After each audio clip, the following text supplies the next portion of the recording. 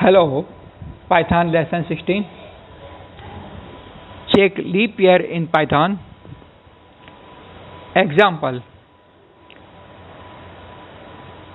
Step 1. Open PyDrive 3. Step 2. Type the following given code. Step 3. Click the Run button. Step 4. Enter a year 2028. Press Enter key to continue. The output of this program is 2028 is a leap year. If we enter a year 2025, then output of this program is 2025 is not a leap year. Okay, thank you.